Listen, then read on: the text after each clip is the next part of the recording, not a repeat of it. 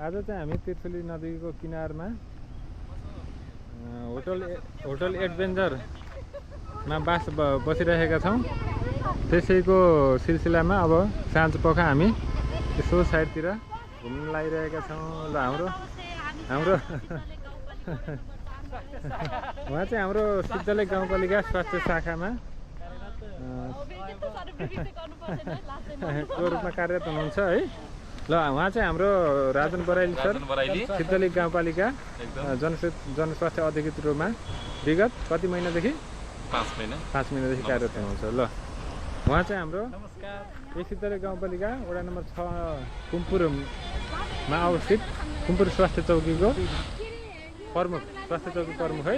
हजुरको नाम अजय कुमार यादव। उहाँ चाहिँ यस गाउँपालिकामा विगत कति 7 वर्षदेखि कार्यरत हुनुहुन्छ है। हाम्रो साथीहरूको ग्रुप यस्तो छ।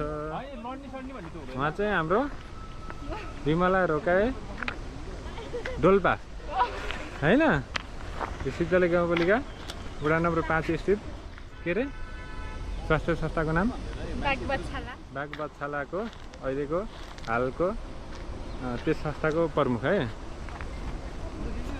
ल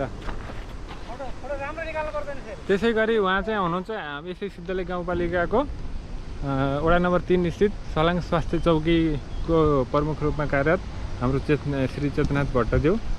आजको कार्यक्रम पश्चात हामी यसो रिफ्रेसमेन्टको लागि यता आइरहेका छौँ। कस्तो लागिरहेछ तपाईँलाई अनुभव छ? एकदम बिन्दास फ्रेस भइरहेछ है। ल फेरि यस्तै कार्यक्रमहरू यस्तै गरिरहेको हामी अपेक्षा गर्दछौँ।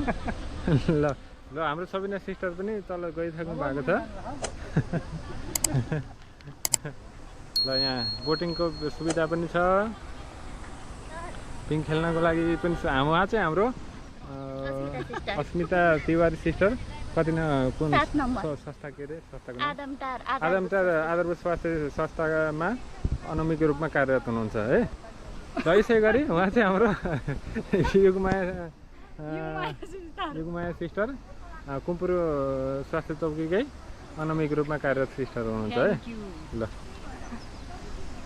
यस्तै छ, यहाँ पिङ पनि छ, एकदम रमाइलो ठाउँ छ है। तपाईँहरूलाई पनि यदि कुनै अब यसो बिदाको सदुपयोग गर्नको लागि होइन कुनै ठाउँमा नजिकैको ठाउँमा कतै जानु मन छ, रिभर साइडमा जानु मन छ, त्यस्तो ठाउँको खोजीमा हुनुहुन्छ भने यो तिर्सुलीको साइडमै छ। यो तिर्सुली नदी बगिरहेको छ सलल्ल। यो होटेल रेस्टुरेन्टको सुविधा चाहिँ यहाँ छ भनेपछि छ। एकदमै यहाँहरूले चाहिँ यसको भरपूर सदुपयोग गर्न सक्नुहुन्छ है। आज हामी 2 दिनको कार्यक्रमको सिलसिलामा यहाँ आइपुगेका छौँ। त्यस अन्तर्गत पहिलो दिनको कार्यक्रम आज सम्पन्न भइसकेको छ। त्यसपछि हामी ल सर पिङ पनि खेल्दै हुनुहुन्छ यता। त्यसपछि हामी एकदम बिन्दास छ सर। आजको पहिलो दिनको कार्यक्रम समाप्त भइसकेपछि बेलुकाको समयमा यतातिर थोरै कामको व्यस्तताका बिचमा आफ्नो लागि पनि समय छुट्याएर यता उपस्थित भएका छौँ। भोलि कार्यक्रम सकेर हामी चाहिँ फिर्ता हुन्छौँ है। के छ सर, एकदम रमाइलो भइरहेछ नि? एकदम रमाइलो भइरहेछ है। बसाइ एकदम गजब भइरहेछ होइन?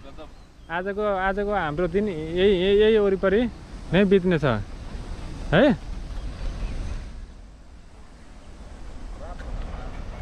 के छ सर, ठिक छ? सरले सरको एक्सर्साइज पनि नेक्स्ट लेभलको छ फेरि है। ल ठिक छ, ल धन्यवाद सबैलाई।